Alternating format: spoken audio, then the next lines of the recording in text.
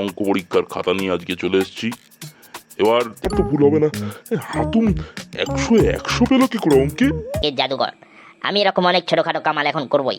আবার আমি যে অঙ্কের জাদুঘর, হাতুম 100 পাবে মা।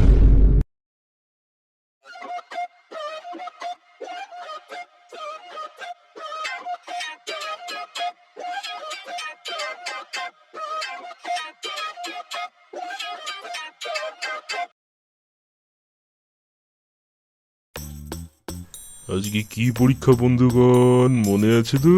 হ্যাঁ, অঙ্ক। হাতুম, তোর কি ভয় লাগছে না? আগের হাতুম আর এই হাতুমের মধ্যে অনেক তফাৎ আছে স্যার। আমি এখন অঙ্কের জাদুঘর। আমি অঙ্কের কথা শুনি না, অঙ্ক আমার কথা শুনে। বাবা, জামাই ষষ্ঠীর খাবার খেয়ে মাথাটা বিগড়ে গেল নাকি? হ্যাঁ, ইলিশ মাছ কি মাথায় উঠে গেছে? ভুলভাল বকছিস। না স্যার, হাতুমের নুব বট প্লেয়ার নেই স্যার। ও বলছে ও এখন অঙ্কের জাদুঘর হয়ে গেছে স্যার। ও সব অঙ্ক পারবে বলছে স্যার। ও এখন আর বট নিউ প্লেয়ার নেই স্যার। বাবা, তাই নাকি? আচ্ছা তাহলে বলতো, একটা গাছে 4টে আপেল ছিল, তার মধ্যে থেকে 4টে আপেল গরু খেয়ে নিল, তাহলে গাছে কটা আপেল থাকলো? বল দেখি, কে পারিস? পাগলে স্যার, আপেল গাছে 4টে আপেলই থাকবে, কারণ গরু তো আর গাছে উঠতে পারে না। না, একেবারে ভুল উত্তর। ঠিক উত্তর হয়নি। আর কে পারবি বল? স্যার, হাতুম নিজেকে অঙ্কের জাদুঘর বলছে, তাহলে মনে হয় এই অঙ্কটা পারবে। হ্যাঁ, অঙ্কের জাদুঘর হাতুম। বল দেখি বাবা, উত্তরটা কি হবে? স্যার, একটা আপেল থাকবে না স্যার। হ্যাঁ, তুই ঠিকই বলেছিস, কিন্তু কি করে বল দেখি?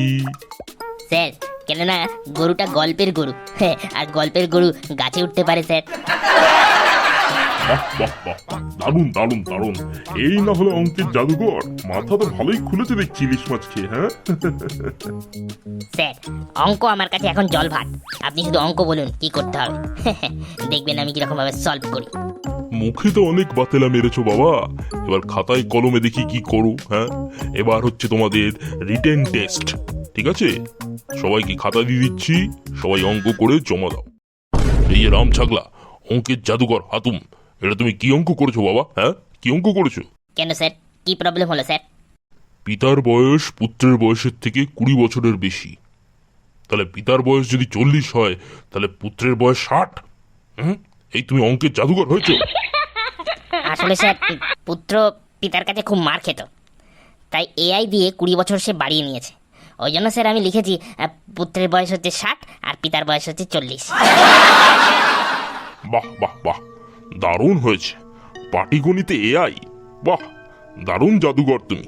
তোমার জাদুঘরই আমি বার করছি, চামার ছেলে। বেরো এখান থেকে, বেরো আমার ক্লাস থেকে। স্যার স্যার স্যার স্যার ভুলে গেছি স্যার, মারবেন না স্যার, মারবেন না স্যার। আমি আমি আমি আমি যাচ্ছি স্যার, আমি যাচ্ছি স্যার, এক্ষুনি চলে যাচ্ছি। দাঁড়া, ওর মাকেও ফোন করে জানাচ্ছি আমি, অঙ্কের জাদুঘরই আমি বার করছি ওর। হ্যাঁ, হাতুমের মা, আপনার ছেলে অঙ্কের জাদুঘর হাতুম আবার শূন্য পেয়েছে, বড় বড় লেকচার মেরেছে।